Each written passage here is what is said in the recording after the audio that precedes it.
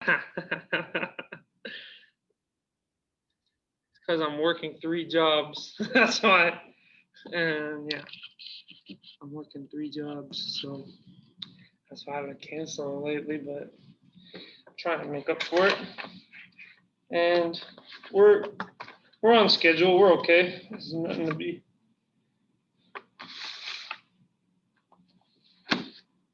antsy about.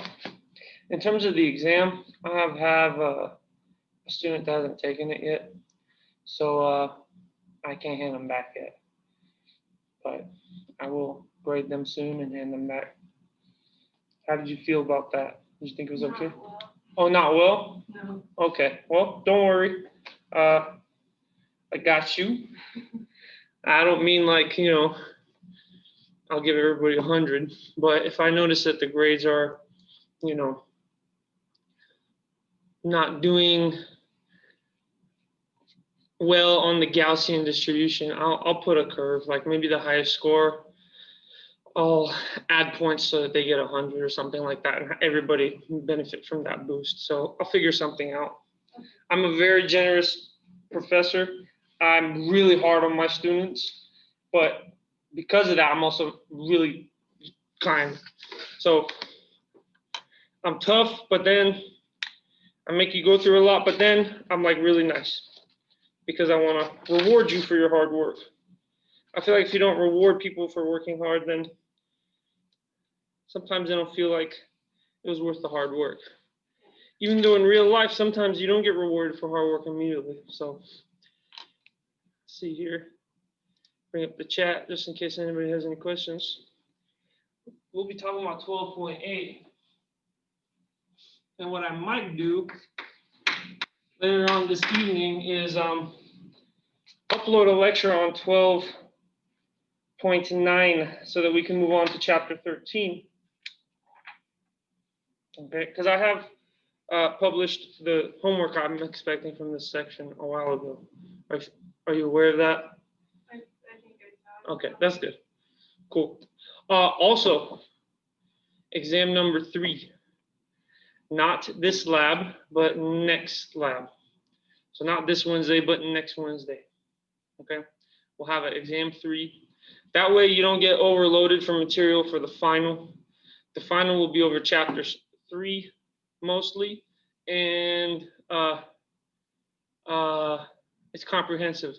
So I'll have chapter 13 mostly on there, and then a little bit from 12, a little bit from 11, 10, and 9.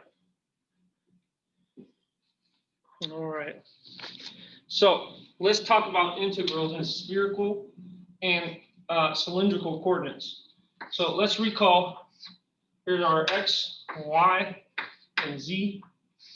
In rectangular coordinates, we can discuss where a position is, giving its x, y, and z.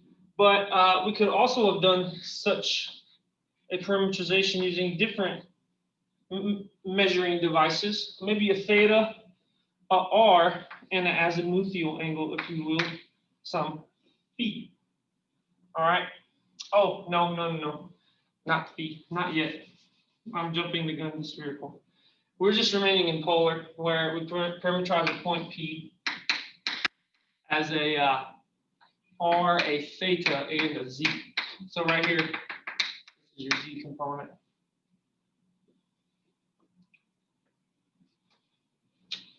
So let's talk about a kind of chunk of surface. Okay, let's say we have this kind of a chunk of a surface.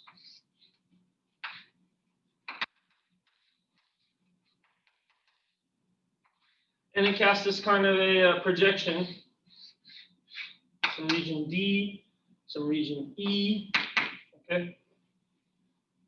And let's say we know equations that allow us to integrate starting from here and above. So like some Z equals something and some Z equals something. We could call it a U, we could call it a V.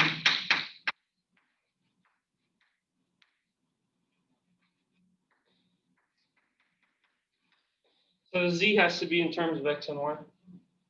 So we integrate e, its z components, through that parameterization. So part of doing these problems is the difficulty is defining regions. Doing the integrals will become difficult soon because we're going to have to be presented with a situation where you have to pick which coordinates to use to be able to integrate appropriately. So notice that we can define an arbitrary region E like so here, where we say, okay, our xy is an element of D. Why do I have xy? Well, it's because this is in the xy plane.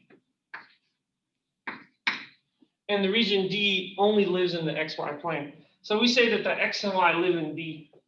And then our u of xy and our u of xy, which is equal to our z, is an element of E, right?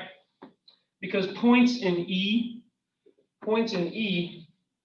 are given by a x, a y, and a u of xy, right? Yes. Welcome virtually, Ivor.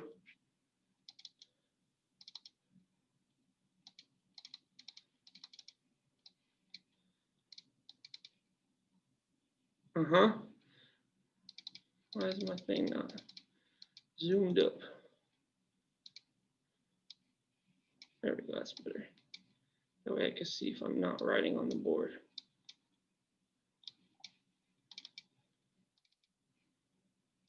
There we go.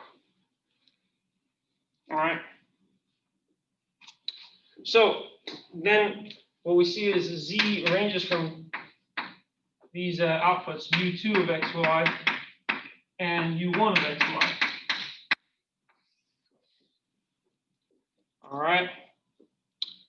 And what can we say about our d? Well, if we want to use polar coordinates, it's going to be the set of r theta. We transform x and y to r theta, such that our theta ranges between some angles alpha and beta.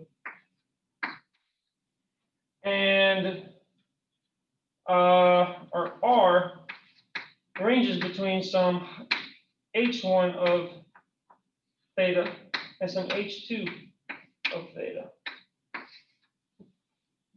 Okay. So basically, in that case, what we're doing is we get here and here, and we see if we can define an equation over here. So this would be some h1 of theta that would parameterize this r. And this would be some h2 of theta parameterizing r over here. So then what we'd be doing is we'd be going like this.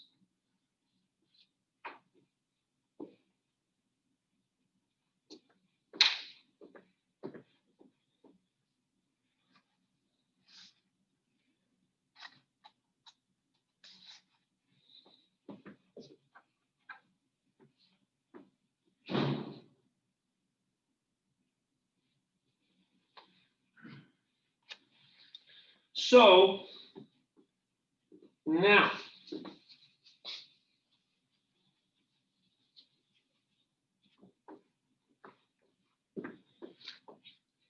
our triple integral over some region E of your f of x, y, and z, dv, a differential piece of volume, ends up becoming this. In terms of this, it's like double integral over the region D, integral dA. If we're doing it from here, it's going to be dz. And the limits of integration u1, u2, yz.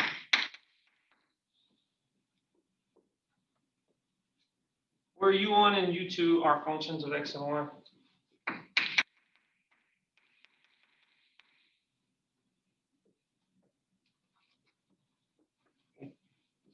So what is quote unquote going to be challenging in these sections is setting up integrals. But pretty soon, what's going to happen is now setting it up will be quote unquote challenging until you get the hang of it, and then integrating them will also be a challenge. But what you got to do is pick your coordinate system wisely, and then the integration becomes not so bad. So that's the art of mathematics, is knowing which coordinates to pick. So let's talk about a differential piece of volume here.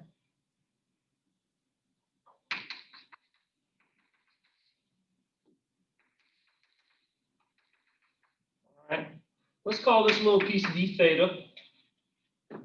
Notice that if we connect these two, you have some shape like this.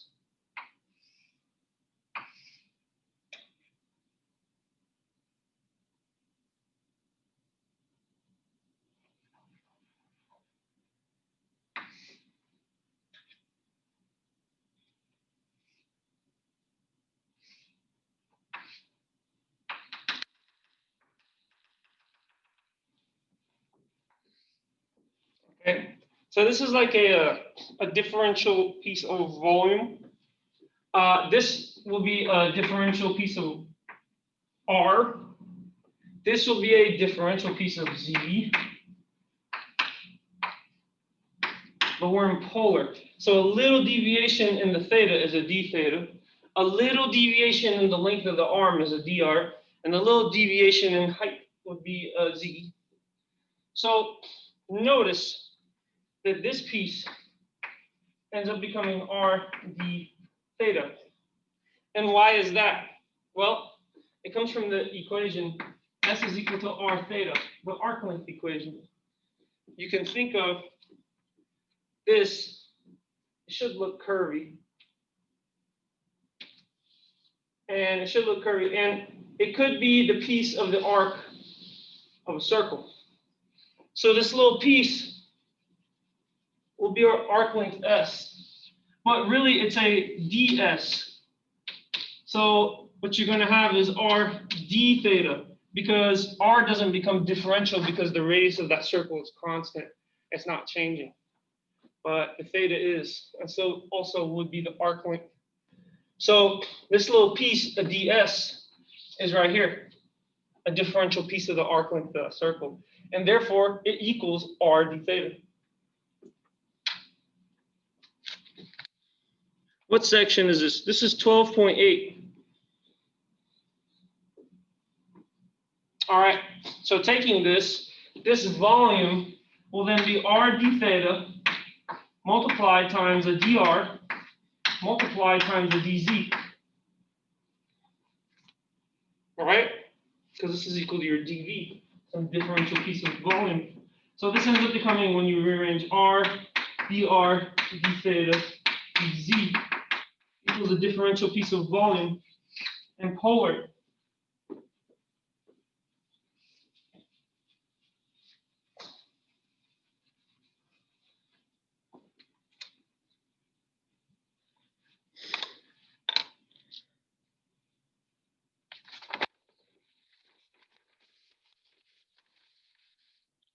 So what you get is that our triple integral over region E of f of x, y, z, dv ends up being the same thing as an integral from alpha to beta, integral from h1 of theta, h2 of theta, and then integral from u1 to u2.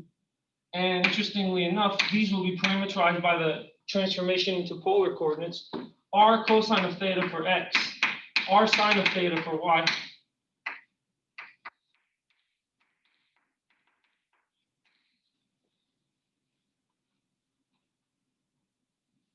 Okay, and this is going to be a function in r cosine of theta, r sine of theta, r dr d theta dz. Oh, but I actually to honor this order of integration, it's not r dr d theta dz. It's r dz. I got the order wrong. dr d theta. This is our cylindrical coordinates integral.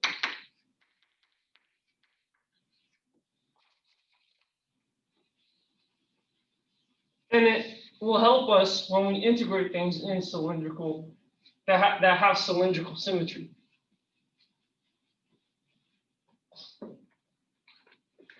So here's an example. Let's say a solid E lies within the cylinder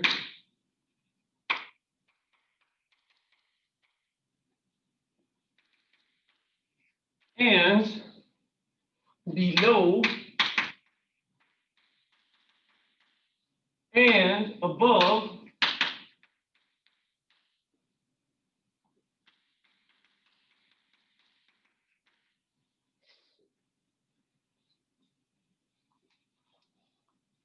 so here's the thing. Density of solid E is proportional to the distance from the axis of the cylinder.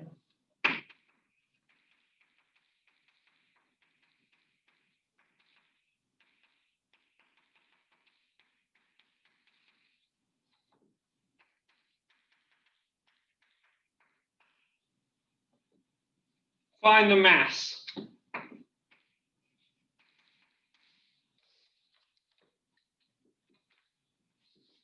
And I'm deleting this, but this is exactly what we'll be using because it's cylindrical.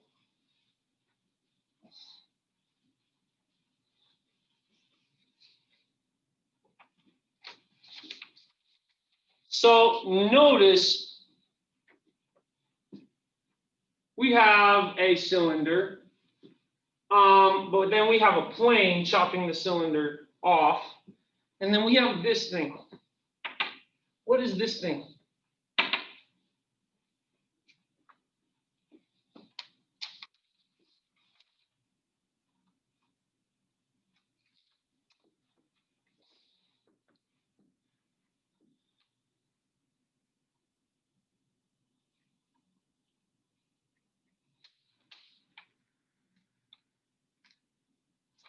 Well, one way you can see it is, notice that the transformation equation is r cosine of theta for x, and for y it's r sine of theta.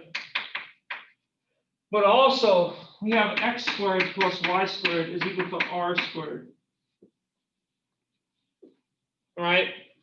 So if I factor out a negative out of that z thing, z is equal to 1 minus some x squared plus y squared, right? So notice that this is equal to, this implies z is equal to 1 minus r squared. Okay. So notice that this, if we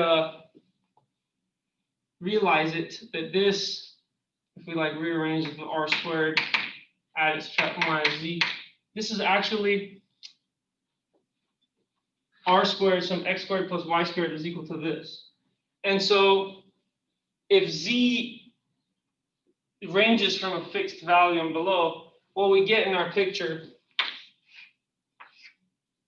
is this cylinder that has to stop at some point, right? At this plane, z equals 4.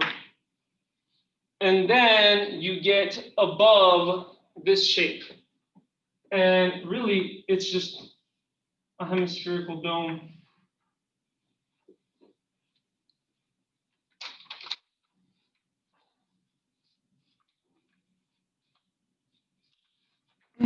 Why? Well, notice that 1 minus r squared, or r squared is equal to 1 minus z, implies that x squared is y squared is equal to 1 minus z. And when we choose fixed values of z, like let's say z is equal to 0, well then it equals a circle of radius 1. What about z equals 1? It's a circle of radius 0. What about when z equals, we can't go to 5, but what about when it equals 4? Well, then it's a circle of radius root 3. So all of these circles of various radii, when you stack them on top of each other for various z, form this spherical cap.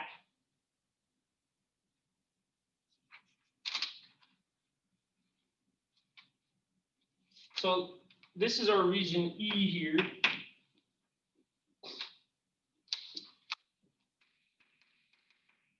How can we define it in terms of r theta and a z? Well, notice our r here. It is basically what is the radius of that circle. It never surpasses that. So it ranges from 0 to 1.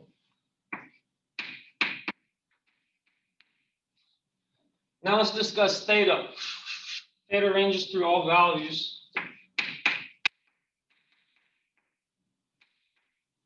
Now let's discuss z. Z ranges from 0 all the way up to 4. Right? But if we want to do that whole parameterizing it from here to here, we want an equation here for z. And recall in the integral template that I erased, we had z being some function of r. So the 4 is okay, but over here, we want to have this as a function of r. Even though it is 0 here and 4 here, another way we could equivalently express it is that we put this 1 minus r squared, because we solved for z being that. But this gets the r involved when we integrate.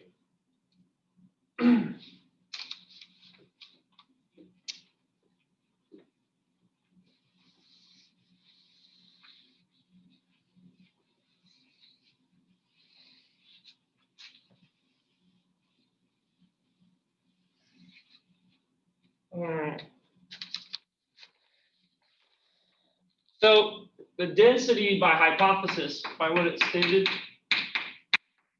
ends up equaling this.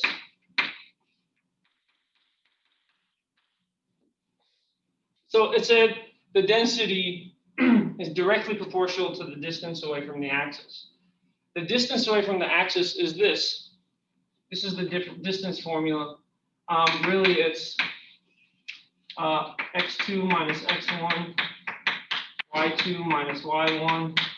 But x1 and y1 were 0 because you started at the origin, 0, 0. And any other point right here is some arbitrary xy. So you really get xy minus 0 quantity squared.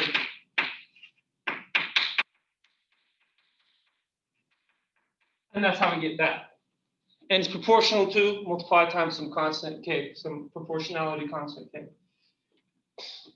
So we want to know mass. So we know that mass is the triple integral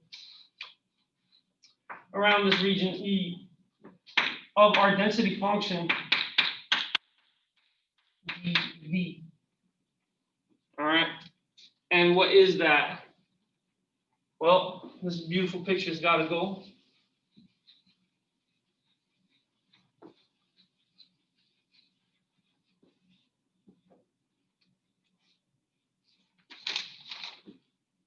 And recall how we had parameterized it.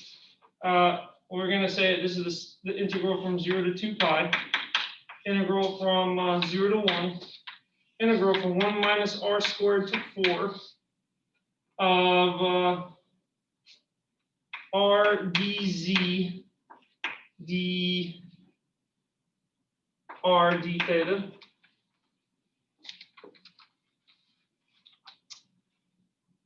Why do we call it that? Well, notice that what is this really?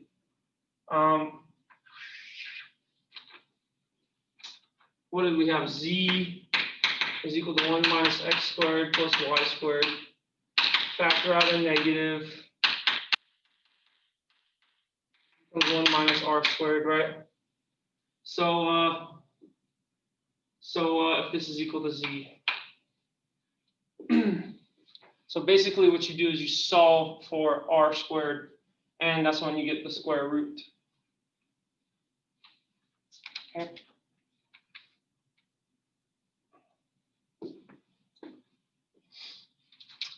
So now, let me clarify what I mean by that. That may not be so clear. Recall this transformation equation.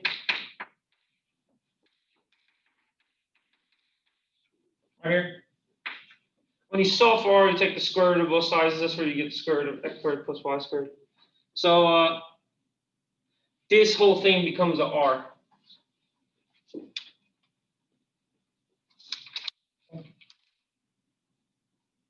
So and I need to have a k out here because the k comes along as well. So I forgot the k. Gotcha. Then we integrate. So what do we get? We get, this is k, integral from 0 to pi d theta, integral from 0 to 1 of our pieces of r.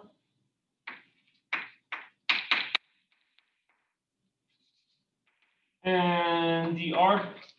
So what we've done is integrated dz, and now we got dr and d theta. And once you compute these integrals, what you end up getting is 12 pi k all over 5 is your mass. So I'm not going to go through how to compute integrals. That's so Calc 2. Now we're in Calc 3. It's setting up integrals in a various situations that require three-dimensional outlooks.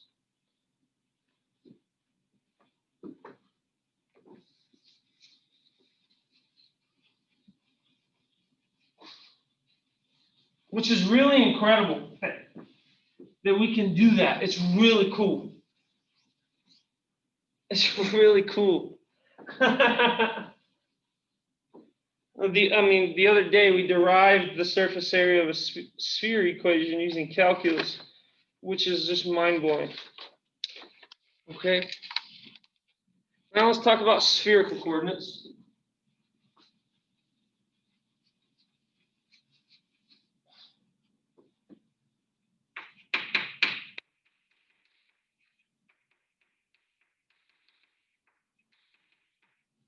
This one is fun. Let's try and define a volume element in spherical coordinates. All right. So what we're going to have here, we're going to call this Ri, like in the book. We're going to call this rho I, like in the book. And we're going to call this azimuthal phi I, or phi k, actually. All right. Then here is this right here is the tip of a volume section of a wedge, a spherical wedge. Okay. Let me draw this spherical wedge as good as I can.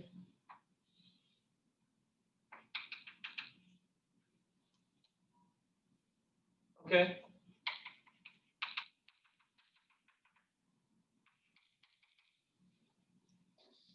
Not bad. All right. And this curvy part is going to equal to some rho delta phi. Did I say delta phi? Not delta rho.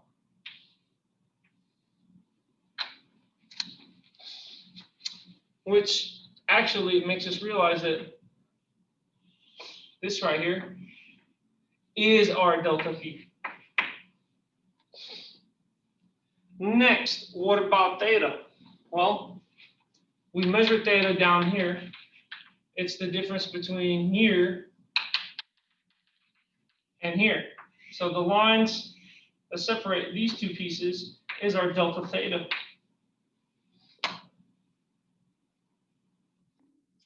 And this distance right here, this won't be on the test. This derivation will not be on the test, but it's just so you guys know. That will be equal to some Ri. It's the same Ri, but it's equal to some rho sine of phi k. How do we get that? We just do sine of phi k is equal to opposite divided by your hypotenuse.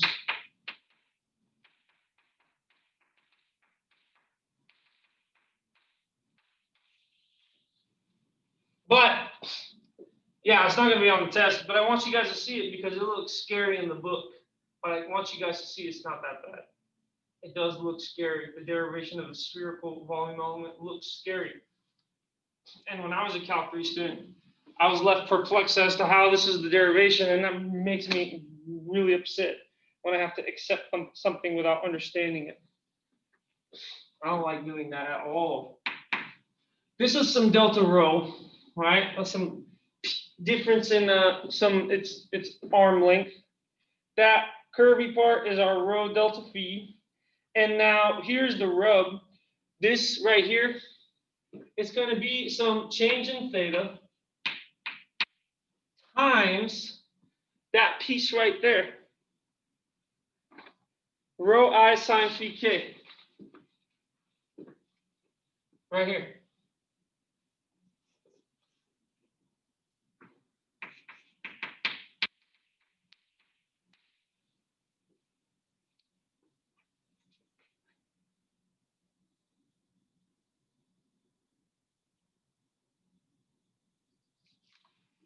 So this whole volume dV is going to be the product of three entities. Some delta rho, this piece, some delta phi rho I,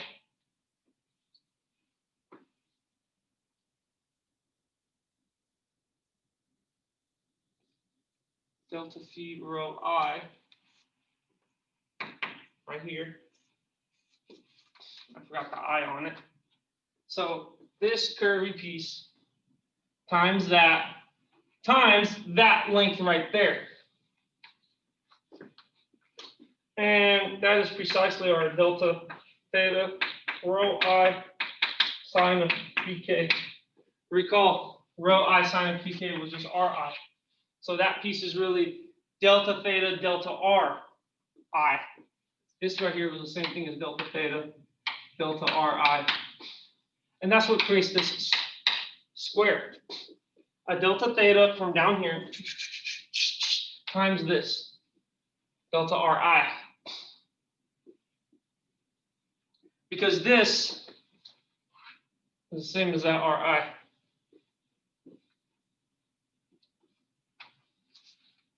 So whenever you multiply these together, this says dV, but it could just, actually what I mean is V. It's when you take the limit as all of the sums approach infinity that you get the true dV for spherical. This will not be on your test. You're just going to have to know this part. That the limit as I, j, k approaches infinity, I equal 1 to L, k equal 1 to M, k equal 1 to N of our F of rho I sine pk cosine of theta j rho I sine of phi k sine of theta j, rho I cosine of theta j is equal to this stuff right here. Rho squared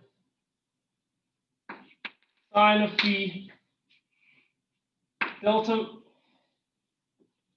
What am I doing here? Oh, no, it's not equal to that. It's multiplied times this. These become differentials. So this row times that row, the rho I becomes just rho, and it just becomes rho squared. And so these become rho squareds. This then becomes sine phi d rho d theta.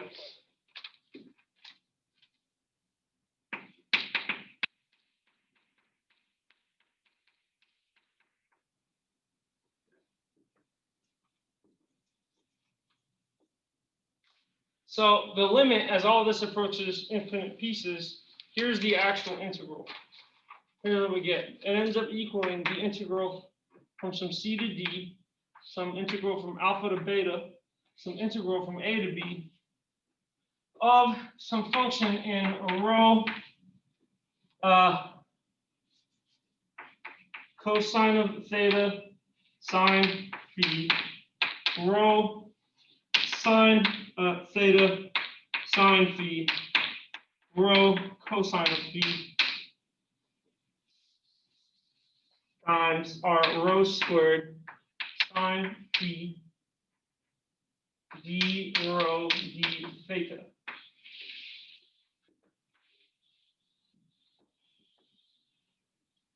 That's it. You just got to use that. You don't got to know how this volume element came from, how to derive that. I just want you to have access to it. So you know that, don't just, we're not going to wave our hands here and say accept it. For the most part, I should be here to fill in the stuff that the book glosses over. Now I feel like that's my job. Okay.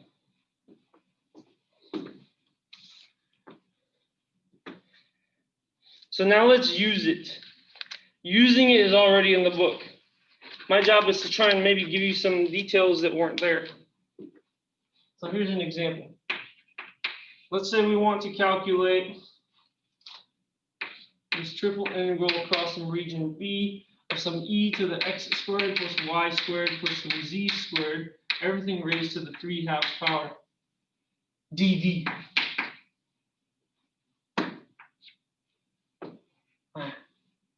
So v. Where b is a unit ball,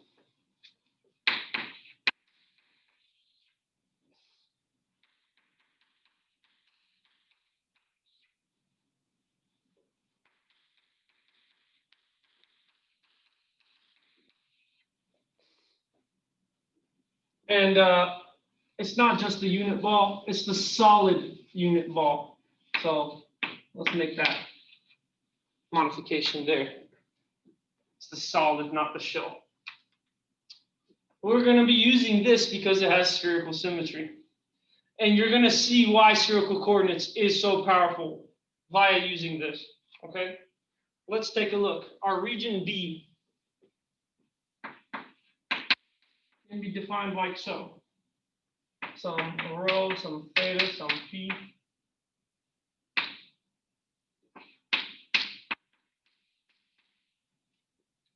Rho ranges, its radius is from 0 to 1. Its theta ranges from all values. And its phi ranges from what phi tends to range from. Okay?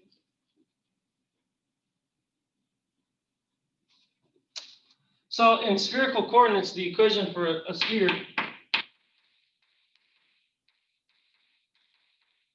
but in spherical coordinates, they don't call it r anymore, they call it rho. Now we will use this right here. Okay. So what we're going to have is, notice that x squared plus y squared plus z squared business right here all this is just a rho squared. So we can rewrite that function just as e to the rho squared to the 3/2 power. E to the rho squared to the 3/2 power is the same thing as e to the rho cubed, because that's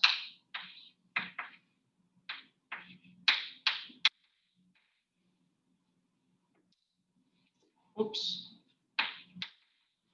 the 2's cancel. Okay. And over here, this integral then becomes integral. What are we going to do?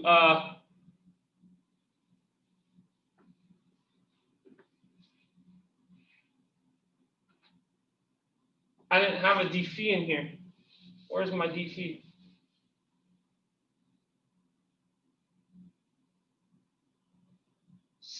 Rho squared sine of phi d phi. Rho squared sine of phi d rho d phi d theta is what that needed to say. Yeah, I dropped one of the d ph's there. All right, so now let's not drop it and let's actually do it. What our integral becomes is this integral over the region B of some e raised to the rho cubed dv ends up equaling integral from 0 to pi, integral from 0 to 2 pi, integral from 0 to 1 of some e to the rho cubed, rho squared sine of phi d rho d theta d phi. So I switched theta and phi. It doesn't matter as long as it's consistent in your integral order. So then just integrating it is just the iterated integral of different variables.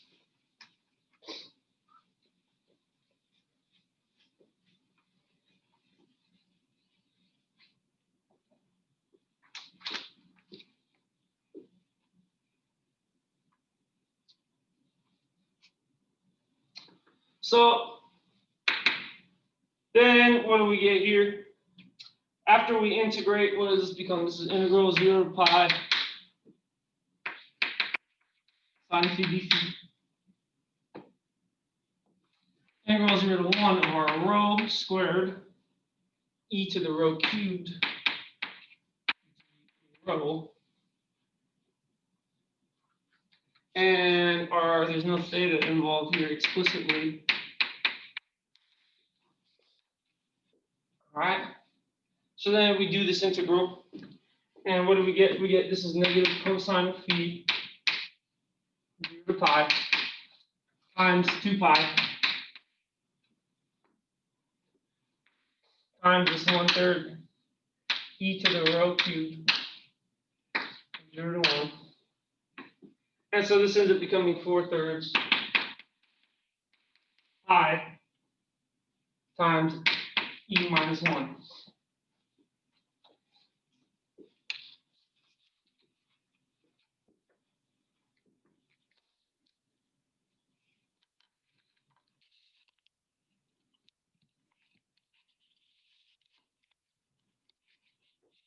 How is that?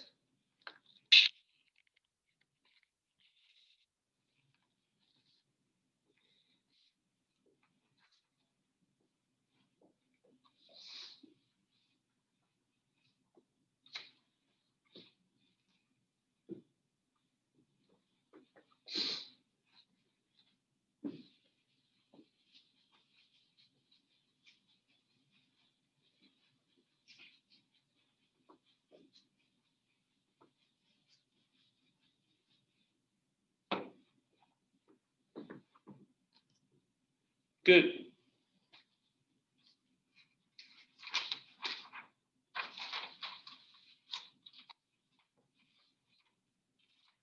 So let's do another problem.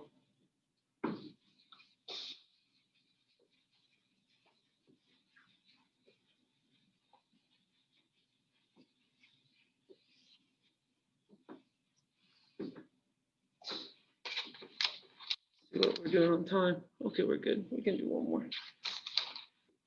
Let's find the volume of some solid above the cone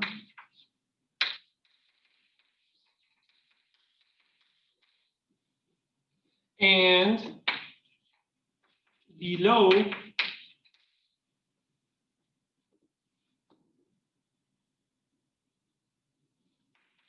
the sphere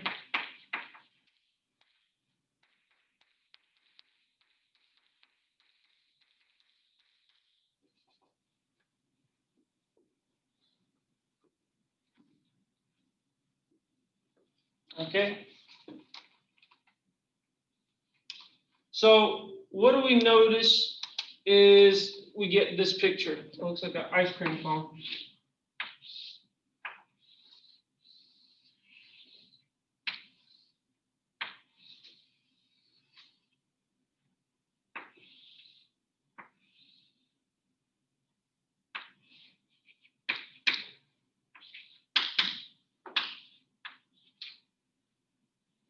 And where is the center at?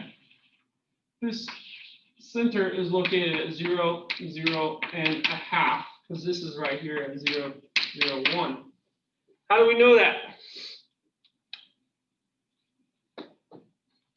Well, we said this is a sphere. Okay. And, okay, well, what happens when you set x and y equal to 0? Well, you get z squared is equal to z. So cancel out some z's, you get z is equal to 1. So that's why at x and y equal to 0, our sphere, its top here is over there. Now, how do we know it's halfway? Well, notice that then if z is equal to 1, squaring both sides, we get that, oh, that forms a circle of radius 1. And so this is radius 1 here.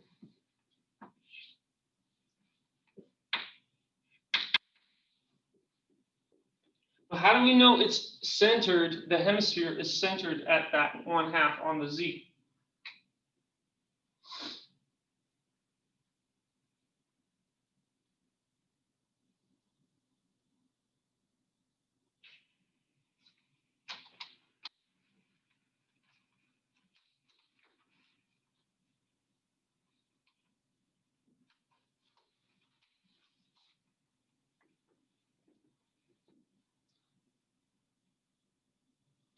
Well, the cone and the sphere, notice a sphere centered at the origin. Radius 1 is equal to this. Okay? So if we're going to move it up on the z, it has to have a phase shift, a z shift. Some z minus 1 squared equal 1, right? Shifted up. So that would be a sphere centered at not the origin, but 0, 0, 1. But that's not what we have, right? That would be a sphere if it was centered right here. Notice that it's actually centered down here. So for it to equal this, it will be centered at 1/2. Another way to see it is actually get this equation: x squared plus y squared plus z squared minus a z is equal to 0. So you get x squared plus y squared plus z times z minus 1. The same z minus 1 quantity squared format we have there, except you don't have it equal 0. So you can see why that the cone and the sphere, when they touch, is when x squared plus y squared plus z squared is equal to x squared plus y squared square root.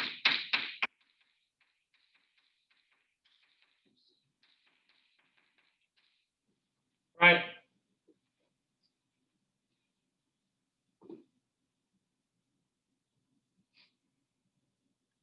So if this is z squared,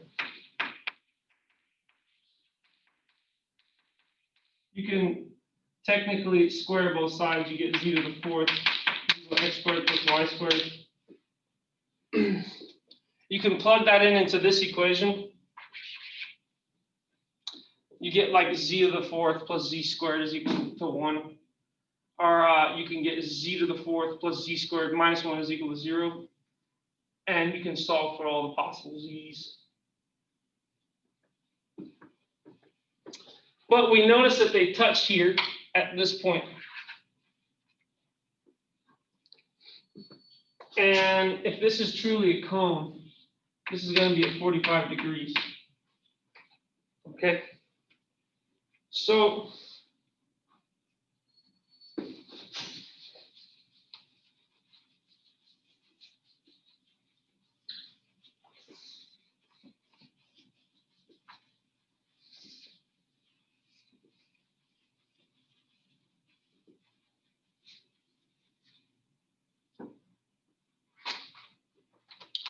we get x squared plus y squared plus z squared is equal to z. This is in rectangular. We want to transform to spherical, where we have rho cosine of theta sine phi for x. For y, we have rho sine of theta sine phi. And for z, we have rho cosine of phi.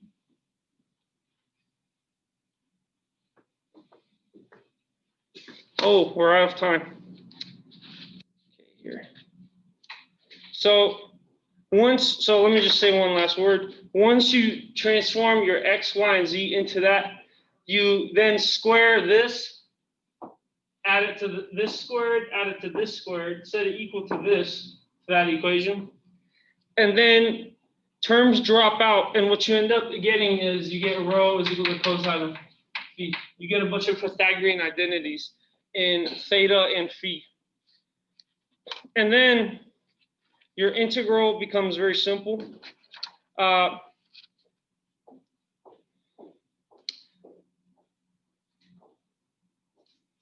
out of time, so I might touch up on this next class period. But we're basically done. And we're following through example. If you want to look more at that, that's example. That is example 4 in chapter 12.8. So I will have to move on to 12.9. I'll probably record that and upload that today via Zoom.